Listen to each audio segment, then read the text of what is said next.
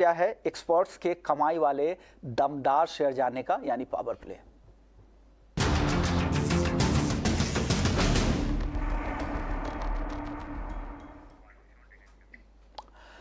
अब हमारे साथ दो और मेहमान पावर प्ले में जुड़ गए हैं। कुणाल बोथरा हैं और नूरेश मेहरानी जी। आप दोनों मेहमानों का भी ईटी नाउ स्वदेश पर स्वागत है।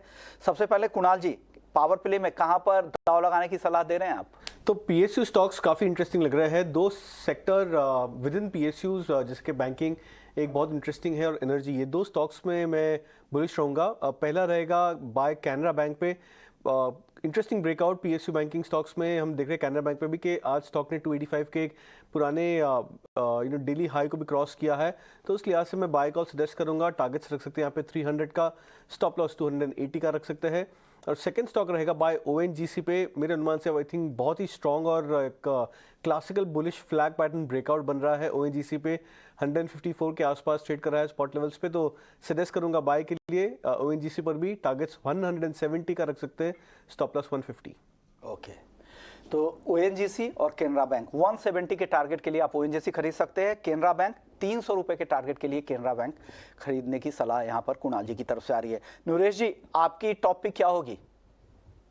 तो सबसे पहले बाय रहेगा इंडियन एनर्जी एक्सचेंज पर, जहां पे एक फ्लैग ब्रेकआउट हुआ है। पहले ब्रेकआउट था 140 के ऊपर, लास्ट 4 दिन से कंसोलिडेट करके एक फ्रेश फ्लैग ब्रेकआउट दिया है, तो इसका मोमेंटम अगले 2-3 दिन तक चलना चाहिए। स्टॉप लॉस होगा 144, टारगेट होगा 160। दूसरा बाय रहेगा महिंद्रा एंड महिंद्रा फाइनेंस पर, जो लास्ट 3 महीने में सबसे बेस्ट परफॉर्मर रहा है एनबीएफसी स्पेस से।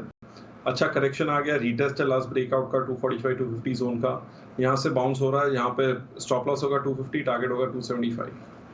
275 के टारगेट के लिए एमएनएम फाइनेंस यहाँ पे खरीद सकते हो, और साथ ही आईईएक्स भी खरीदारी की सलाह दे रहे हैं। कुणाल रामबिया, आपकी टॉप पिक क्या है?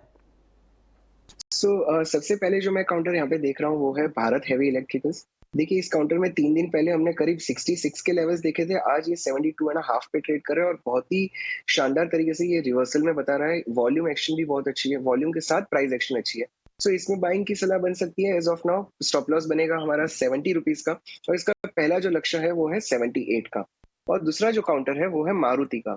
पूरे ऑटो स्पेस में जिस तरह हमने पहले भी देखा, एक वेल पॉइज्ड अगर काउंटर होगा तो वो मारुति एज ऑफ नाउ लग रहा है। चैनल ब्रेकआउट काउंटर पे दिख रहा है एज ऑफ नाउ, सो हमारा स्टॉप लॉस बनेगा 8650 का। आई थिंक ये काउंटर पहला लक्ष्य जो है वो 8850 का बता सकता है, और उसके ऊपर ये शायद 9050 तक के भी लेवल्स दिखा सकता है। ओके, यानी दो टॉपिक, भेल 78 रुपए के टारगेट के लिए आप भेल खरीद सकते हैं 70 के स्टॉप लॉस के साथ। मारुति टॉपिक है 8650 का स्टॉप लॉस लगा ले।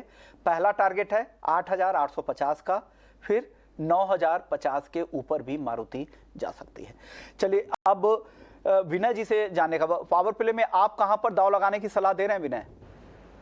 सो apart from what I already given, तो कोल इंडिया और पीएफसी तो पसंदीदा स्टॉक है ही, बट अगर अब दूसरे कोई 2 स्टॉक हमको चुनने हैं इस मार्केट में जो आउट परफॉर्म कर सके, तो उसमें से हम देख रहे हैं कि डिफेंस स्टॉक्स में एक अच्छी मूव है और PSU as a sector has been doing good. तो दोनों सेगमेंट में से जो एक्सपोजर है वो एक ऐसा स्टॉक है भारत इलेक्ट्रॉनिक। तो अच्छे खासे कंसोलिडेशन के बाद पिछले 5-7 दिनों से ये एक रेंज में चल रहा था और 200 दिन की मूविंग एवरेज के करीबन सपोर्ट ले रहा था, तो उसमें एक आज एक रिजम्पशन ऑफ एन अपट्रेंड हुआ है, करीबन 2.5% का अपमूव है और वॉल्यूम के साथ बाइंग आ रही है। तो भारत इलेक्ट्रॉनिक्स करीबन 9680 9690 के करीबन ले सकते हैं। 95 का स्टॉप लॉस रखना चाहिए और अपसाइड में हम टारगेट 100.50 का देख सकते हैं। तो as a trading bet Bharat electronics देखा जा सकता है। और जैसे हमने पीएसयू बैंक्स की बात की, मेरे हिसाब से एसबीआई में अभी भी एक अपसाइड लेफ्ट है, और जिस तरह का परफॉर्मेंस पीएसयू बैंकिंग सेक्टर का निकल के आ रहा है आज के सेशन में, मुझे लग रहा है कहीं ना कहीं ये सस्टेन होगा। तो एसबीआई जैसे काउंटर में यहाँ पे लॉन्ग कर सकते हो 535 के करीबन।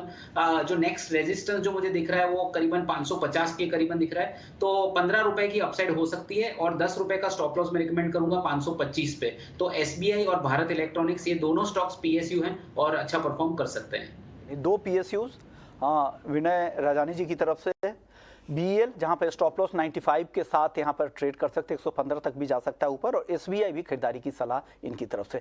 चलिए, अब पावर प्ले के बाद अब वक्त हो गया इंडेक्स पर वापस से चाल देखने का, क्योंकि इंडेक्स में भी जबरदस्त एक्शन है आज। निफ्टी या निफ्टी बैंक, सबसे पहले कुणाल जी आपसे क्या लग रहा है? निफ्टी में 17,430 के ऊपर है, क्या यहां से आखिरी घंटे में और तेजी आपको दिख रही है? तो मैंने मॉर्निंग में जब अजय से मैं बात कर रहा था शो पे, तो मैंने काफ़ी स्ट्रांगली कहा था कि ये मार्केट है जहाँ पे कॉन्ट्रा बाय होना चाहिए इंडेक्स पे। तो मैं उस स्टैंस को मेंटेन करूँगा और मैं अपनी व्यू को अभी भी बरकरार रखूंगा कि यहाँ से मुझे ऐसा लग रहा है कि I think momentum just start हुआ है, पिकअप हुआ है, बाउंस का जो एक माहौल है वो जो स्टार्ट हुआ है इंडेक्स में। मेरा ऐसा मानना है कि शायद और 350 से 400 पॉइंट बैंक निफ्टी में उछाल आ सकता है आने वाले 1 से 2 दिनों में। तो ट्रेडर्स यहाँ पे अपनी लॉन्ग स्टैंस को मेंटेन कर सकते हैं। 41,000 के आसपास का एक लक्ष्य रख सकते हैं बैंक निफ्टी पे, और उसी लिहाज से पॉसिबली निफ्टी में भी करीबन 200 से 250 पॉइंट की एक उछाल या फिर एक अपसाइड यहाँ पे मेंटेन हो सकती है बहुत शॉर्ट टर्म के नज़रिए से।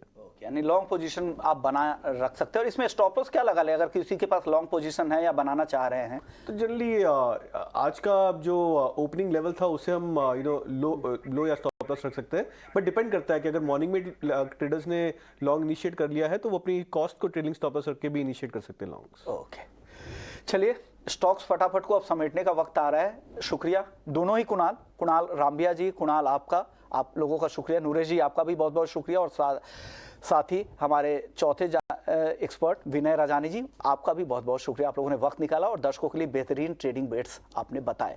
लेकिन